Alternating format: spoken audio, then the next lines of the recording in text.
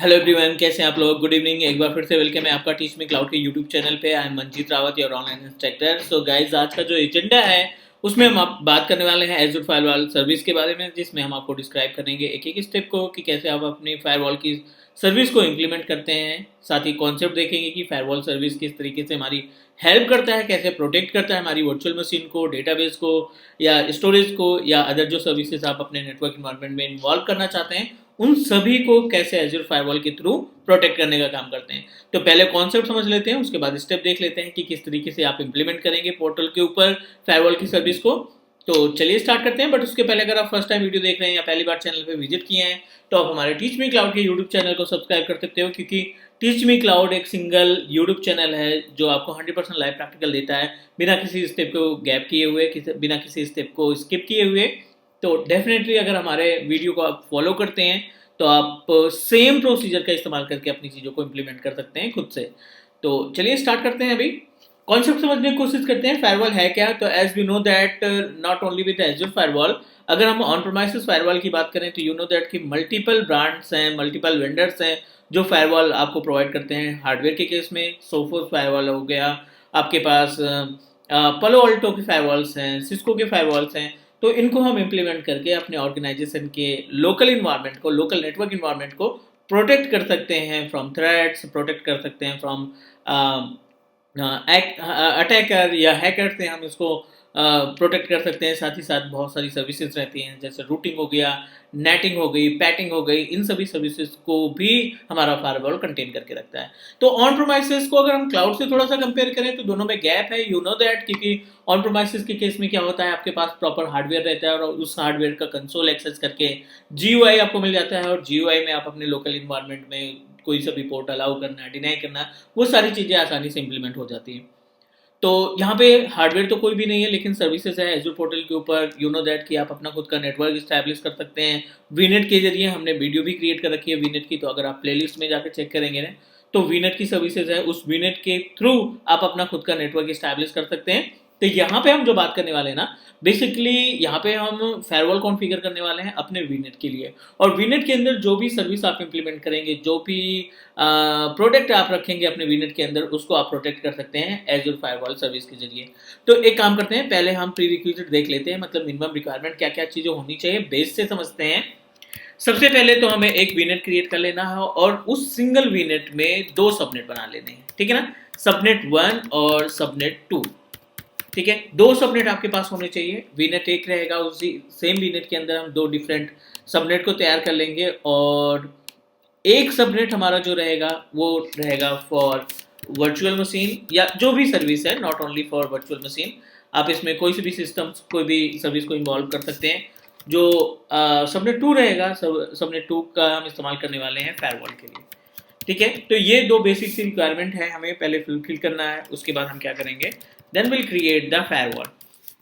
उसके बाद हम क्या करने वाले हैं, फायरवॉल को क्रिएट करेंगे, और फायरवॉल को क्रिएट करने के बाद जो वीएम है इसको हम प्रोटेक्ट करेंगे स्टेप का इस्तेमाल करके। जो भी सर्विसेज हमारे पोर्टल के ऊपर अवेलेबल रहेंगी, जो भी सर्विसेज हमारे एज़्योर फायरवॉल के अंदर रहेगी, उनका इस्तेमाल करके हम इनको प्रोटेक्ट करने का काम करेंगे। तो बहुत ही आसान है, आपको कंसेप्ट केवल समझना है, स्टेप देखने हैं। तो चलिए फटाफट हम स्टार्ट कर देते हैं, प्रैक्टिकल आपको दिखा देते हैं कि किस तरीके से आप चीज़ों को इम्प्लीमेंट करेंगे। तो हमने यहाँ पे सबसे पहले पोर्टल ओपन कर लिया, और पोर्टल के केस में सबसे जो पहला टास्क है, मतलब स्टेप फर्स्ट की बात करें तो स्टेप फर्स्ट में हम क्रिएट करने वाले हैं एक वीनेट, और उस वीनेट के अंदर हम दो डिफरेंट सबनेट तैयार करेंगे। एक सबनेट जो रहेगा वो हमारी वर्चुअल मशीन को कंटेन करेगा, दूसरा जो सबनेट रहेगा वो उसमें हम फायरवॉल को इन्वॉल्व करेंगे। तो ये पोर्टल का बेस है, पोर्टल का डैशबोर्ड है। तो आप सिंपल सा नेटवर्क पे क्लिक करिए, वर्चुअल नेटवर्क पे क्लिक करने के बाद यहाँ पे एक वीनेट बना लेते हैं, और वीनेट के अंदर दो अलग अलग सबनेट को हम तैयार करने वाले हैं। वैसे हमने ऑलरेडी वीनेट बना रखा है, so not an issue, base से बताना है, इस वजह से हम एक बार फिर से वीनेट क्रिएट करेंगे ताकि आपको चीज़ें समझ में आ जाएं, कोई भी डाउट या दिक्कत ना हो। रिसोर्स ग्रुप नॉर्मली आप सेलेक्ट कर सकते हैं, जो आपके पास है उसमें भी आप अपने चीज़ों को रख सकते हैं। अगर आप दूसरा रिसोर्स ग्रुप बनाना चाहते हैं तो वो भी आपके ऊपर डिपेंड करता है। वीनेट का नाम हम यहाँ पे रख देते हैं फायरवॉल वीनेट, ठीक है ना। यहाँ पे हम जो वीनेट है उसको हम नाम दे देते हैं फायरवॉल वीनेट के नाम से, ठीक है। लोकेशन आप अपने अकॉर्डिंग डिसाइड कर लीजिए। हम यहाँ पे सेंट्रल यूएस को प्रोसीड कर रहे हैं। नेक्स्ट, आईपी एड्रेस की रेंज की बात करें तो आईपी एड्रेस रेंज जो है वो आप यहाँ पे अपनी रेंज बता सकते हैं 192.168.0.0। तो हम यहाँ पे थोड़ा सा अच्छा खासा स्पेस ले लेते हैं /16 का, तो इसमें दोनों सबनेट्स आपको मिल जाएंगे। अब यहाँ पे एड्रेस स्पेस यानी CIDR वैल्यू मेंशन करने के बाद आप ऐड सबनेट्स पे क्लिक करिए। पहला सबनेट हम बना रहे हैं वर्चुअल मशीन या VM सबनेट के नाम से हम बना लेते हैं, ठीक है ना। यहाँ पे हम वर्चुअल सबनेट बना लेते हैं VM सबनेट के नाम से। इसकी जो रेंज रखना चाहते हैं 192.168.0.0 स्लैश करके हम दे देते हैं यहाँ पे 24। तो लगभग 251 आईपी एड्रेस आपको आसानी से मिल जाएगी VM को कनेक्ट करने के लिए। आप इसको ऐड करिए, अगेन क्लिक सबनेट, क्योंकि एज पर द एजेंडा हमें क्या करना पड़ेगा, एक दूसरा सबनेट बनाना पड़ेगा। और इसमें जो इम्पोर्टेंट पार्ट है ना, इस सबनेट का नाम must be azure subnet firewall, ठीक है। अगर आप ये नेम से नहीं बनाते तो जो आप फायरवॉल तैयार करेंगे आप उसको एक्सेस नहीं कर पाएंगे। इस वजह से आप एज्योर सबनेट फायरवॉल को कॉन्फ़िगर करिए इसी नेम से, कोई दूसरा नेम नहीं रखना है हमें। सेकंड जो इंपॉर्टेंट पार्ट है कि जो आप एड्रेस स्पेस प्रोवाइड कर रहे हैं ना, address space must be less than 26, must be more than 20/26। तो यहाँ पे हम 25 मेंशन कर देते हैं ताकि स्पेस की कमी ना होने पाए। 64 बिट एटलीस्ट आपके पास होने चाहिए, 64 एड्रेस होने चाहिए अगर आप अपने फायरवॉल को क्रिएट करना चाहते हैं। इससे कम रहेगा तो आप फायरवॉल नहीं बना पाएंगे। /27 यूज़ करके देख लो, आप 28 यूज़ करके देख लीजिए, आप फायरवॉल क्रिएट नहीं कर पाएंगे। सबनेट बन जाएगा लेकिन जब आप फायरवॉल में ऐड करेंगे तो वो रिजेक्ट कर देगा। तो चलिए हम यहाँ पे एक दो सबनेट क्रिएट कर लिए। अब कुछ भी नहीं करना है, आपको क्रिएट एंड रिव्यू कर देना है। पहला काम सबनेट तैयार होगा, दूसरा उसके बाद हम क्या करने वाले हैं, इसी में एक फायरवॉल बनाएंगे और फायरवॉल बनाने के बाद एक VM तैयार कर लेंगे। तो फायरवॉल क्या करेगा, उस वर्चुअल मशीन को कंट्रोल करने का काम करेगा। तो चाहे हम वर्चुअल मशीन पहले बना दें या फायरवॉल बना दें, दोनों का कॉन्सेप्ट एक ही है, लेकिन जो प्रीरिक्विजिट है एक VNet, 2 सबनेट, एक वर्चुअल मशीन टेस्टिंग पर्पज के लिए, और फायरवॉल तो रहेगा ही रहेगा। फिर उस फायरवॉल के अंदर जो सेटिंग्स है, जो रूल्स वगैरह है, पॉलिसीज वगैरह है, उनके बारे में हम आसानी से देखेंगे। मे बी कि हो सकता है कि एक से ज़्यादा वीडियो बनाने की ज़रूरत पड़ जाए क्योंकि टॉपिक बहुत बड़ा है और इम्पोर्टेंट है। चलिए मीनवाइल हमारा ये जो VNet है वो रेडी हो चुका है। हम क्या करते हैं, यहाँ पे एक VM बना लेते हैं। यहाँ पे वर्चुअल मशीन पे गए, अभी वैसे कोई भी वर्चुअल मशीन नहीं है अवेलेबल, तो क्रिएट न्यू वर्चुअल मशीन, और इस VM को हम टैग करेंगे कहाँ पे, अभी हमने जो फायरवॉल VNet के नाम से एक VNet बनाया उसमें हम टैग कर देंगे, ठीक है। तो ये क्रिएट VM रिसोर्स ग्रुप में आपका power resource group, user name में आप सॉरी कंप्यूटर नेम कुछ भी दे सकते हैं, हमने यहाँ पे वेब मेंशन कर दिया। Type the user name, normal common user name हम मेंशन कर लेते हैं, और सेम पासवर्ड जो हम बाकी VMs में रखते हैं वो पासवर्ड हम यहाँ पे यूज कर लेते हैं, ठीक है। ये आपका VM कब बनेगी, जब आपका सबनेट तैयार हो जाएगा। एक सबसे इंपॉर्टेंट पार्ट यहाँ पे, हम कोई भी पोर्ट अलाउ नहीं करना चाहते हैं, क्योंकि यू नो दैट कि जब तक आप NSG के अंदर पोर्ट नंबर 3389 को इनेबल नहीं करेंगे इनबाउंड के केस में, आप अपनी वर्चुअल मशीन का RDP बाहर से यानी अपने बेस मशीन से एक्सेस नहीं कर पाते हैं।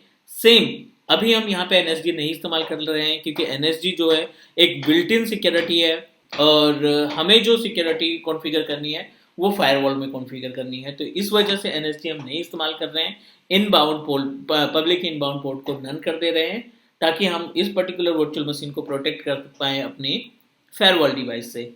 तो यहाँ आगे कुछ भी नहीं करना है, नेक्स्ट कर देना है। नेटवर्क में थोड़ा सा सिलेक्शन करना पड़ेगा आपको। तो नेटवर्क पे गए, नेटवर्क पे फायरवॉल VNet के नाम से बनाया, और यहाँ पे आप अपना जो सबनेट है ना VM सबनेट सेलेक्ट कर दीजिए 192.168.0.0 24 के नाम से। यहाँ पे बेसिक सब कुछ रहने देते हैं, कोई फर्क नहीं पड़ता। यहाँ पे सिंपल सा आप नेक्स्ट करिए, ठीक है। रिव्यू करा लीजिए और क्रिएट कर दीजिए। तो जैसे नॉर्मल वर्चुअल मशीन क्रिएट करते हैं, हम अपने सबनेट बना करके VNet बना करके उसमें एक वर्चुअल मशीन को भी टैग कर दिया है। 2 स्टेप कंप्लीट हो गए। चलिए तीसरे स्टेप पे चलते हैं। ये इनिशियलाइज हो रहा है, थोड़ा सा टाइम लगेगा। तो मीनवाइल हम तब तक फायरवॉल बना लेते हैं। ऑल सर्विसेज पे आप क्लिक करिए, VM को बनने देते हैं, और यहाँ पे चाहें तो आप डायरेक्टली फायरवॉल टाइप करेंगे तो फायरवॉल की इन्फॉर्मेशन आ जाएगी। अदरवाइज आप नेटवर्क वाले पैनल पे जा करके ना, जो नेटवर्क का ऑप्शन है यहाँ पे भी आपको फायरवॉल ऑप्शन दिखाई पड़ जाएगा। अब देखिए यहाँ पे फायरवॉल्स, एज्योर फायरवॉल्स पे आप क्लिक कर दीजिए। No need to proceed with firewall policy, create firewall पे जाइए, क्योंकि पॉलिसी नहीं, हमने डिवाइस क्रिएट करना है। क्रिएट फायरवॉल में आप सेलेक्ट करिए अपना रिसोर्स ग्रुप, पावर के नाम से बनाया था। फायरवॉल का नाम यहाँ पे हम क्लास फायरवॉल के नाम से हम बना देते हैं, ठीक है ना, ये अपने फायरवॉल का नाम हो गया। And proceed with central US, क्योंकि हमारा जो नेटवर्क है वो सेंट्रल यूएस में अवेलेबल है, तो वीनेट की लोकेशन में हम इसको तैयार कर लेते हैं। कोई भी मल्टीपल जोन क्रिएट करने की रिक्वायरमेंट नहीं है, इनफ है इतना। अब आपका जो टीयर है ना, यहाँ पे थोड़ा सा ध्यान रखने वाली बात है। हम अभी बेस है, क्योंकि हमने पहले भी बताया कि मल्टीपल वीडियोस बनेगी फायरवॉल से रिलेटेड, इस वजह से हम अभी आपको क्लासिक पे एक रूल कॉन्फ़िगर करके बताने वाले हैं। चूज एन नेटवर्क में आप एग्जिस्टिंग नेटवर्क को सेलेक्ट करिए, ताकि आपका जो वीनेट बना रखा है वो वीनेट की इन्फॉर्मेशन आ जाए। फायरवॉल वीनेट अपने आप आ गया है यहाँ पे, आप उसको सेलेक्ट करिए। सॉरी, थोड़ा सा इसमें कंफ्यूजन हो गया, एज्योर फायरवॉल सबनेट होना चाहिए, हमने गलती से एज्योर सबनेट फायरवॉल कर दिया, तो नो प्रॉब्लम, हम यहाँ पे जाकर के चेंज कर लेते हैं। एज्योर फायरवॉल सबनेट, ये हमें याद रखना है। इसके अलावा अगर कोई भी नाम देते हैं, एज्योर फायरवॉल सबनेट के अलावा कोई भी नाम देते हैं, तो वो आपका जो वीएम है ना, वो जो आपका फायरवॉल है वो आपके इन्वायरमेंट को डिटेक्ट नहीं करेगा। तो नॉट एन इशू, वीनेट अपने पास आईपी बहुत ज़्यादा है, तो जो एग्जिस्टिंग वीनेट है ना, जो गलती से हमने तैयार कर दिया था एज्योर सबनेट फायरवॉल के नाम से, एज्योर फायरवॉल सबनेट हमें उसको लिख देना है। आप सबनेट पे जाइए और सबनेट में ये एज्योर सबनेट फायरवॉल की जगह एज्योर फायरवॉल सबनेट हमें मेंशन करना है ना, तो राइट क्लिक करिए, आप इसको डिलीट कर देते हैं, क्योंकि अभी किसी के साथ टैग नहीं है, तो हम आसानी से डिलीट करके नया सबनेट इसमें ऐड करा पाएंगे, क्योंकि अपने पास आईपी एड्रेस की रेंज भी इनफ है। चलिए, तो जैसे ये डिलीट होता है, हम यहाँ पे एक और सबनेट ऐड कर लेते हैं, और इस बार कोई गलती नहीं करेंगे। फायरवॉल में एज्योर फायरवॉल है ना, subnet must be use the same name, इसी नेम से हमें इसको कॉन्फ़िगर करके रखना है, ठीक है। तो ये हमने तैयार कर लिया 192.168.1.0/24, तो कोई दिक्कत नहीं, no need to make any changes, यहाँ पे कोई चेंजेस करने की रिक्वायरमेंट नहीं है, क्योंकि हमें सबनेट की रिक्वायरमेंट है। बाकी का जो काम है वो हमारा एज्योर का फायरवॉल तैयार करेगा। चलिए एक बार पेज को रिफ्रेश कर देते हैं, यहाँ पे वीनेट फायरवॉल, ठीक है, पेज को रिफ्रेश करना पड़ेगा, क्योंकि वो बाय डिफ़ॉल्ट कैसे में सेव हो जाता है। तो आप क्रिएट फायरवॉल पे एक बार फिर से क्लिक करते हैं, और यहाँ पे रिसोर्स ग्रुप पावर, यहाँ पे नाम दे देते हैं क्लास फायरवॉल, ठीक है। लोकेशन हमारी सेंट्रल यूएस है, क्योंकि हमने जो नेटवर्क वगैरह डिज़ाइन कर रखा है, वीनेट तैयार कर रखा है, वो सेंट्रल यूएस में रख रहा है। No need to proceed with zones, यहाँ पे आपको क्लासिक सेलेक्ट करना है। Use firewall rules standard and classic, और यहाँ पे एग्जिस्टिंग नेटवर्क, ठीक है ना। तो जो आपने नेटवर्क बना रखा है फायरवॉल वीनेट के नाम से भी थोड़ी देर पहले हमने बनाया, वो आप प्रोसीड कर दीजिए, कोई एरर नहीं आया, क्योंकि हमारा जो सबनेट का नाम था वो गलत था। फायरवॉल पब्लिक आईपी, यहाँ पे सिर्फ आपको नाम देना है, बाकी ये जो फायरवॉल है अपने आप से आईपी उठा लेगा। No need to make any changes, यहाँ तक कोई दिक्कत नहीं आई होनी चाहिए अभी तक। तो चलिए हम कर देते हैं इसको क्रिएट, और फायरवॉल का हम इस्तेमाल करना देखेंगे कि हमने जो वीएम को प्रोसीड किया था अभी थोड़ी देर पहले, उसमें हमने सिर्फ पोर्ट नंबर 338 को हमने हटा दिया था, नन करके कर दिया था, क्योंकि हमारा जो प्लान है कि हम अपनी वर्चुअल मशीन को प्रोटेक्ट करना चाहते हैं फायरवॉल के थ्रू, ना कि एनएसजी के जरिए। एनएसजी तो कॉमन टूल है, एनएसजी एक फ्रीवेयर टूल है जो एज्योर प्रोवाइड करता है, जिसमें आप इनबाउंड और आउटबाउंड को ही कॉन्फ़िगर कर पाते हैं। लेकिन अगर हम फायरवॉल की बात करें, तो यहाँ पे अपने अकॉर्डिंग रूल तैयार कर सकते हैं, अपने अकॉर्डिंग पॉलिसी तैयार कर सकते हैं, तो वो सारी चीज़ें हम यहाँ पे देखने वाले हैं। थोड़ा सा टाइम लगेगा फायरवॉल बनने में, तब तक हम थोड़ा सा पार्ट देख लेते हैं अपने वर्चुअल मशीन्स का। तो वर्चुअल मशीन की कंडीशन क्या है, वीएम पे गए, और यहाँ पे इसकी जो पब्लिक आईपी एड्रेस, क्योंकि दो पब्लिक आईपी एड्रेस हमें नहीं कैरी करनी है, जो भी वीएम की पब्लिक आईपी एड्रेस आएगी उसको हम रिमूव कर देंगे, ठीक है ना। ये अपने पास पब्लिक आईपी एड्रेस दिखाई पड़ रहा है 4011 समथिंग, नहीं चाहिए, हम नेटवर्क पे जाते हैं, हमें सिर्फ इसके प्राइवेट आईपी से मतलब रहेगा। यहाँ पे देखिए पब्लिक आईपी पे सेलेक्ट करिए और इसको डी एलोकेट कर दो या डी एसोसिएट कर दो, ठीक है ना। डी एसोसिएट करिए, जिससे ये आपकी आईपी रिलीज हो जाए आपके वर्चुअल मशीन से, ठीक है, और हम अपने प्राइवेट आईपी एड्रेस को with the help of firewall बाहर से कहीं से भी कम्युनिकेट करा पाए। Sorry, public IP address of our firewall के जरिए हम कम्युनिकेट कराएंगे, क्योंकि हमें अपनी वीएम को, अपने इन्वायरमेंट को प्रोटेक्ट करके रखना है। डन। अब कोई अगर आप पोर्ट इनेबल भी कर देते तब भी पब्लिक आईपी हटने के बाद you are unable to access the RDP of your virtual machine, क्योंकि प्राइवेट आईपी से आप आरडीपी एक्सेस कर ही नहीं सकते। तो हमारा जो मेन मोटो रहेगा कि हम अपनी वीएम को फायरवॉल की पब्लिक आईपी एड्रेस के थ्रू एक्सेस करने का काम करें।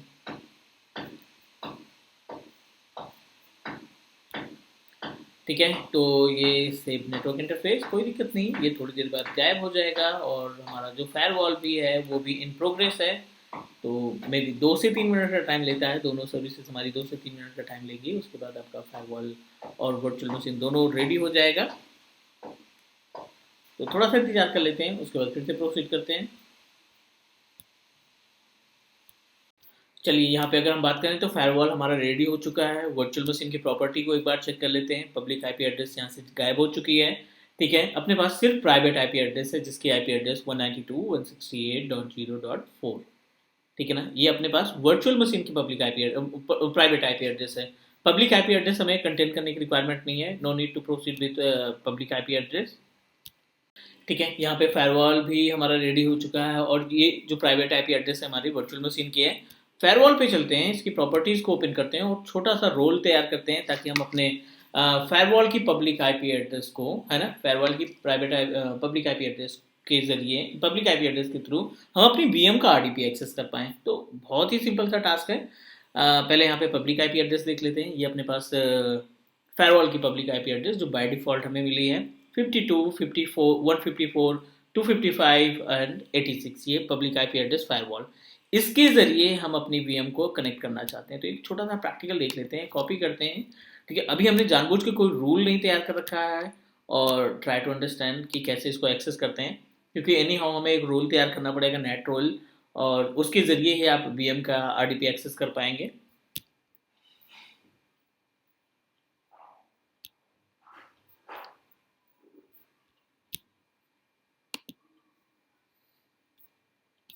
ठीक है, यहाँ पे वर्चुअल मशीन वेब 2 एज्योर, और यहाँ पे हमने यूज़र नेम और पासवर्ड सेम ही रखा है। यहाँ पे पब्लिक आईपी एड्रेस हमने कॉपी पेस्ट कर दी किसकी, अपने एज्योर के फायरवॉल की। तो कोई फ़र्क नहीं पड़ रहा है, इसको कनेक्टिंग आ रहा है। तो छोटा सा एक रूल बनाएंगे, उस रूल के ज़रिए आप देखेंगे कि ये कनेक्शन फिर से इस्टेब्लिश हो जाएगा। तो फायरवॉल पे हमें जाना है रूल्स पे, क्लासिक जो आपने तैयार किया है। यहाँ पे देखिए नेट रूल है, ऐड नेट रूल पे क्लिक करिए आप। नेट रूल पे क्लिक करने के बाद कोई सा भी नाम दे देते हैं, आरडीपी रूल, ठीक है ना, और यहाँ पे कोई भी वैल्यू दे देते हैं, ये प्रियोरिटी है बेसिकली। नाम दे देते हैं अलाउ आरडीपी, ठीक है। प्रोटोकॉल में टीसीपी आईपी प्रोटोकॉल, और आईपी सोर्स टाइप में आईपी एड्रेस भी है, ग्रुप भी है। हम आईपी एड्रेस से प्रोसीड करते हैं। Source IP address and destination, तो सोर्स में आप स्टार लगा दीजिए, सभी आईपी के लिए अलाउ है। डेस्टिनेशन की बात करें तो डेस्टिनेशन में आईपी एड्रेस जो जाएगा वो आपका public IP address of our firewall जाएगा, क्योंकि उस पर आप ट्रांसलेट करना चाहते हैं, कौन सा पोर्ट अलाउ करना चाहते हैं, 3389 आरडीपी का पोर्ट रहता है। और ट्रांसलेट टू, किसको ट्रांसलेट करना है, हम अपनी वर्चुअल मशीन की आईपी को ट्रांसलेट करना चाहते हैं, जिसकी आईपी एड्रेस 192.168.0.4 है। वीएम की प्रॉपर्टी पे जाइए, आप यहाँ पे देखिए 192.168.0.4, इसी प्राइवेट आईपी एड्रेस को आप नेट रूल में कॉन्फ़िगर कर देंगे। सेम पोर्ट नंबर 3389 आप यहाँ पे मेंशन कर दीजिए, everything is okay. TCP IP protocol, IP address source में स्टार लगा दिया सभी के लिए। डेस्टिनेशन में पब्लिक आईपी एड्रेस फायरवॉल की पब्लिक आईपी एड्रेस मेंशन की। डेस्टिनेशन पोर्ट में 3389, ट्रांसलेट एड्रेस में 192.168 अपने वर्चुअल मशीन की आईपी एड्रेस, और ट्रांसलेट पोर्ट नंबर में 3389 करके आप ऐड कर दीजिए। ये आपने एक छोटा सा रूल बनाया किसके लिए, 3389 यानी आरडीपी प्रोटोकॉल को एक्सेस करने के लिए, कि आउटसाइड ऑफ नेटवर्क इंटरनेट के जरिए कैसे हम अपने फायरवॉल के थ्रू वर्चुअल मशीन का आरडीपी एक्सेस करते हैं। तो जितने रोल्स आप बनाते जाएंगे, यहाँ पे नेट रोल भी है, यहाँ पे नेटवर्क रोल कलेक्शन भी है, एप्लीकेशन रोल कलेक्शन भी है, तो मल्टीपल ऑप्शंस यहाँ पे सिक्योरिटी से रिलेटेड हैं।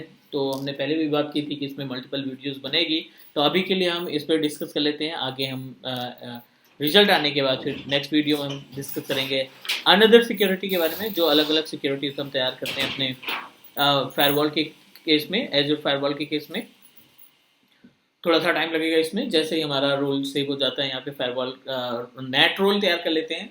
Will try to access the virtual machines RDP from Azure firewall public IP address. इस पब्लिक आईपी एड्रेस के जरिए हम आरडीपी एक बार फिर से एक्सेस करेंगे, कोशिश करेंगे, ट्राई करेंगे, एंड लेट्स सी क्या होता है। बट थोड़ा सा इंतजार करना पड़ेगा आपको, पहले ये फायरवॉल का रूल जो आपने बनाया है ये सेव हो जाए।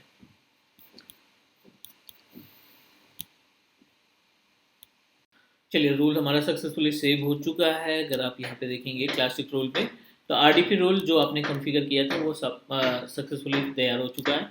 आरडीपी में जाइए, आप सेम को एक्सेस करिए और same user ID and password. अब आप देख रहे हैं कि आप आरडीपी एक्सेस कर पा रहे हैं with the help of Azure firewall public IP address. Got it. ये वीएम हमने जो बनाया था जिसमें से हम अपने पब्लिक आईपी एड्रेस को पूरी तरीके से हटा दिया था, अभी भी इसमें पब्लिक आईपी एड्रेस नहीं मिलेगी आपको।